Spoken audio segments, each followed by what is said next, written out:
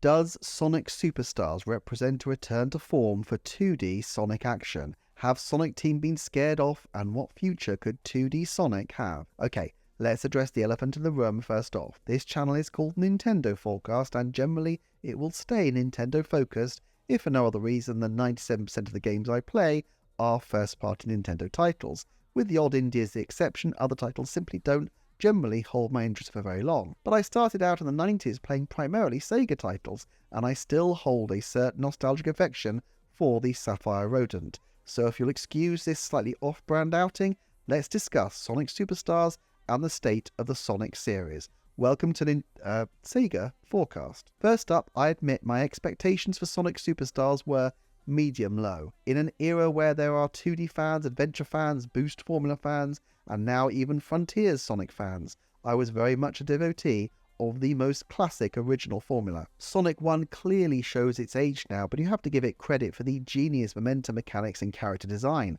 while Sonic 2 is a real perfection of the concept and fires on all cylinders with great new characters in Super Sonic and Tails, 10 levels either finessing old concepts of Emerald Hill or adding iconic elements such as in Casino Night, and there's even a tilt at the end towards the series' penchant for the dramatic, as after saving the planet, Tails and the Emerald Hill folk watch as the Death Egg explodes, and Tails has to swoop to save Sonic from falling to certain death. How many 7-year-old second players who felt fobbed off with Tails punched the air as they, in the end, saved the day? Not bad with a few mute, pixelated characters. But while Sonic 2 is perhaps the most lauded entry and is certainly the 2D title that most perfectly encapsulates the classic series, to me, Sonic 3 and Knuckles is a work of spectacular beauty and near platform perfection. The arrival of Knuckles added not just another great narrative arc, as we have duplicity, betrayal, redemption and self-sacrifice bound into his character's trajectory, but also, and most importantly, a terrifically fun player mechanic. The levels were great at speed, but were also incredibly vast, with so many secrets to explore that after 3 decades I still couldn't say I know them all.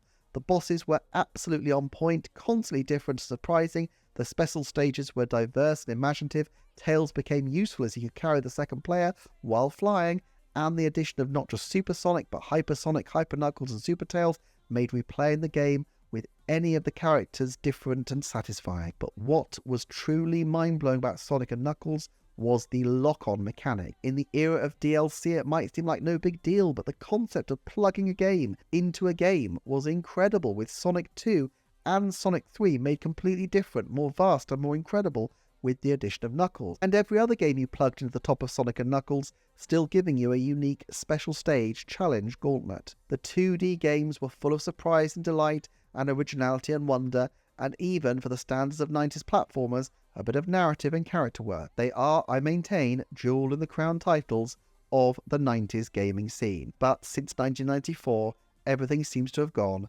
terribly wrong. Not unreasonably, the devs at Sonic Team branched out beyond Sonic. These superb Saturn classic Nights into Dreams combined their affinity for the surreal and love of speed, and in its demo version spin-off Christmas Nights, they did something truly revolutionary, with Christmas Nights changing depending on what time of year you access it. Then there was the interesting but perhaps slightly underdeveloped Burning Rangers, where you played as futuristic firefighters, a concept I still think has huge potential, and the manic and brilliant Choo Choo Rocket.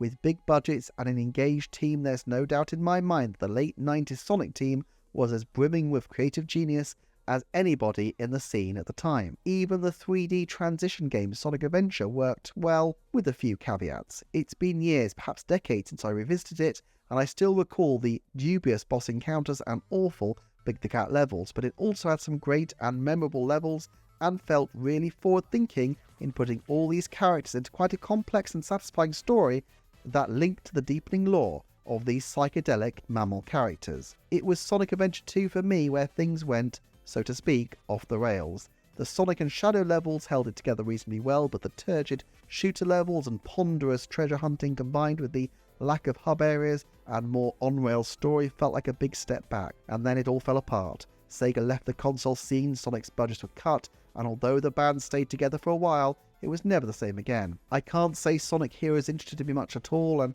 over the years the Sonic formula seems to have changed so much that it's beyond recognition. Playing Sonic Colors, I was shocked by how little Sonic even felt like Sonic to control. the mechanics were totally different and, for me, less engaging. Moreover, while I applaud the series for trying weird and different ideas, the success rate hasn't been amazing. The 2D games had a last gasp with a decently fun but disposable feeling Sonic Advance titles before the humiliation of Sonic 4. So in 2017 I was excited, no, overjoyed at the chance to play Sonic Mania.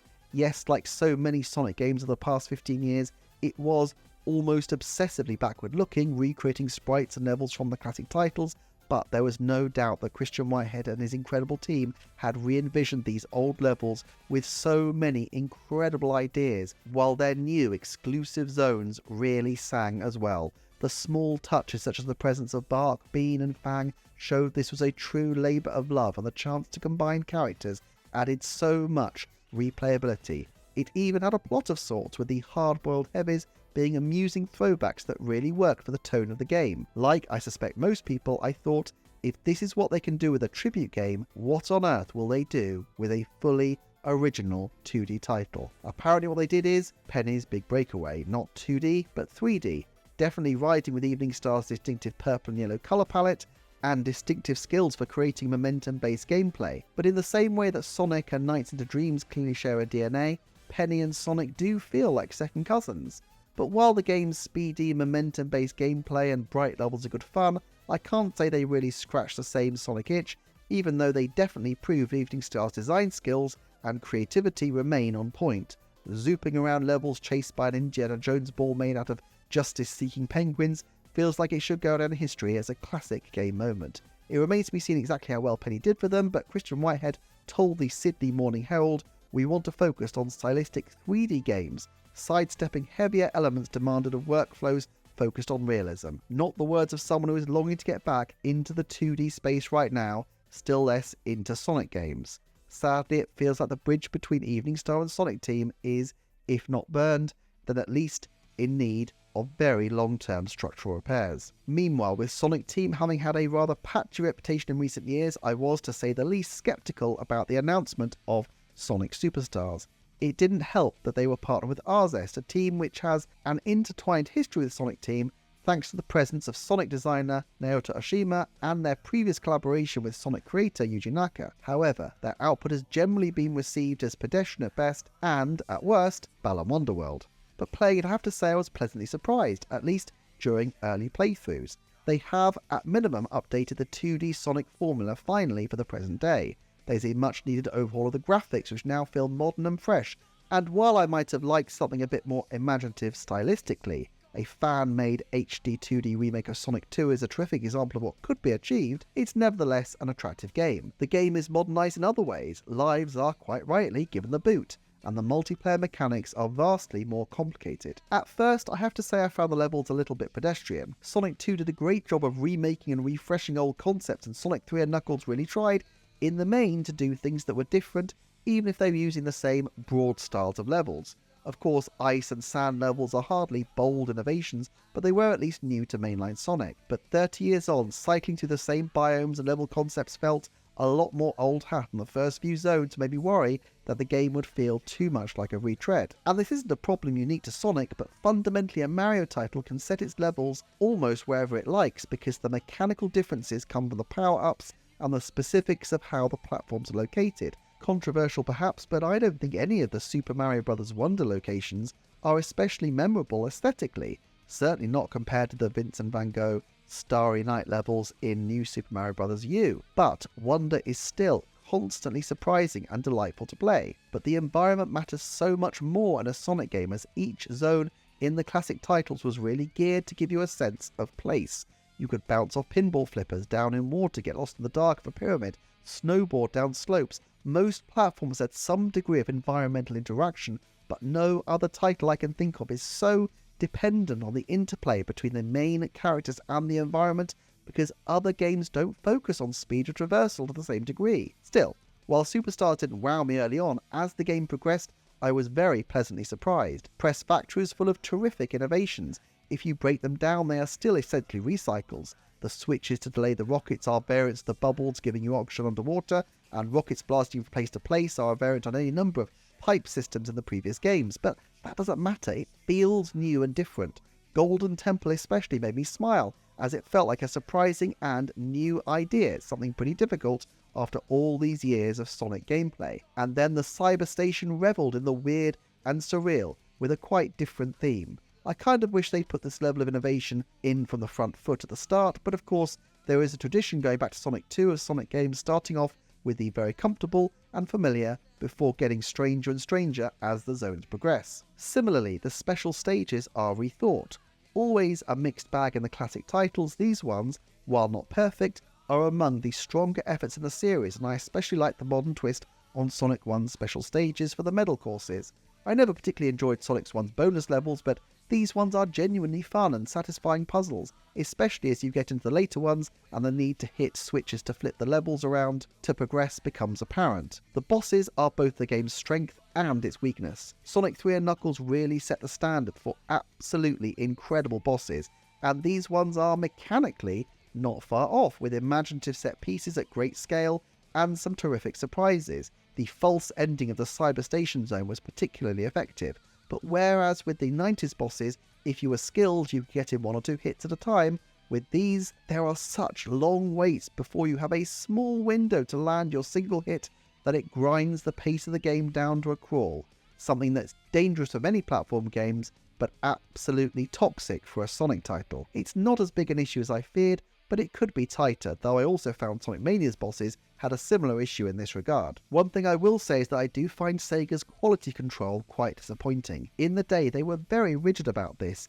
Yes, there were always glitches to exploit, but they certainly tried. Reportedly they had strict rules governing how pause screens should appear to the player, and yet frequently loading times go on and on, the options mid-act to do the fruit minigames or progress seem more confusing than anything else, and I've noticed odd bits of slowdown, not least between every level.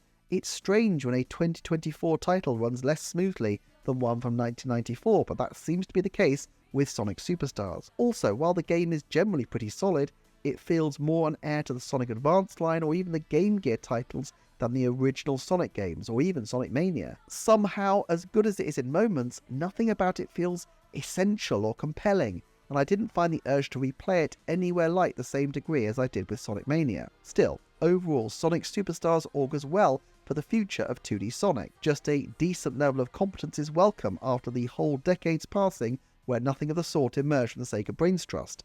So of course the question becomes, what now? Sega has put a lot of effort into the Sonic brands in recent years with the film, the new television series, and of course, the game series. Sonic Frontiers was a bit of a departure for the 3D line, and if they can juggle 3D games, 2D games, remakes and spin-offs each at a roughly 4-year cycle, they should be able to have regular Sonic games to show for themselves each year. RZS don't seem to be going anywhere, and after they were raked over the coals of Balan Wonderworld, I doubt many people are going to be beating down their door, so continuing and deepening their partnership with Sega on Sonic may well be their best bet. It's a boring call, but I'd say there's a 70% chance that we will see a new 2D Sonic from RZest by the end of 2028. Sadly though, I don't see Evening Star entering the skies over Mobius anytime soon, and I put it at merely a 10% chance that we will see a new Evening Star Sonic team-up before the end of 2028. And personally, while Penny's Big Breakaway didn't quite